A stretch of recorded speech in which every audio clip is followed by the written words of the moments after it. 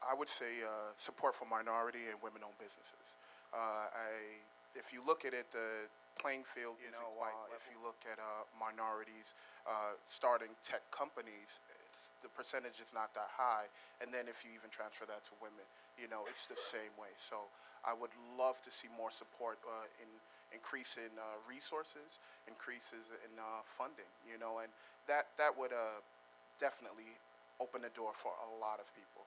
And I work with some young kids as well too. So when they even hear that I'm doing something in tech, the first thing is, really? We can do that?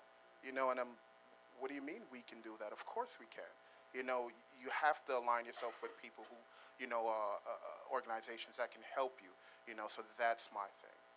You are 100% right, and in every one of my speeches, as the press who have to follow me around can tell you, I always talk about small businesses because that's where up to 75% of the new jobs will come from, and minority and women-owned small business, and particularly within those categories, young people being able to start and grow their business has to be a focus of a lot more attention and resources and mentoring and innovation centers like the one here, so that, as you rightly say, you can walk out of your office, talk to somebody and ask for advice and get a real good hint about what you need to be doing. And we have fallen behind in small business formation in our country over the last decade for a lot of reasons. Some of it the Great Recession, because just like with the scientists, the first people not to get funded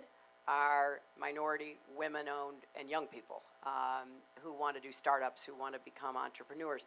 We've got to reverse that, because most great discoveries and most great businesses really start from people beginning young like you are, and having the support to really keep going and understand what you have to create. As a PhD researcher, I'm just wondering if you have any more plans for, getting young people interested in science again.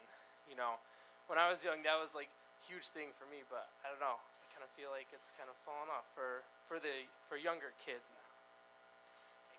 Well, I should really ask you and some of your colleagues, what are the best ways of doing this? But, we do have to have a very robust pipeline in the STEM subjects that we encourage, support, convince young people to go into.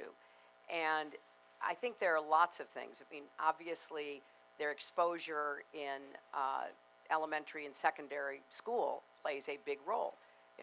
Is science something that is presented in a way that makes it seem like it's exciting and it has a future? Is it absolutely the case that there will be a level playing field? Or is somebody who looks like me or somebody who looks like Derrick sort of shunted off to the side and say, well, we better, let's concentrate on other people for the STEM subjects? So we do have to break down some of the educational barriers that stand in the way of every school having that core science curriculum. And if they can't provide it within the school walls, how do they provide it virtually, online, mobile, whatever it might be? And I think that we have to reconfigure how we teach science and how we make science exciting and attractive to people. And again, I would stress everybody, particularly minorities and women, because what happens in both cases, and there's a lot of research for this, is that a lot of discouragement sets in early. And the culture in classes as you get further up the scale, maybe the end of high school, certainly into college, getting into the job market, that there are subtle and maybe not so subtle signals being sent to women and minority students or candidates or employees. And this is a problem we're still struggling with.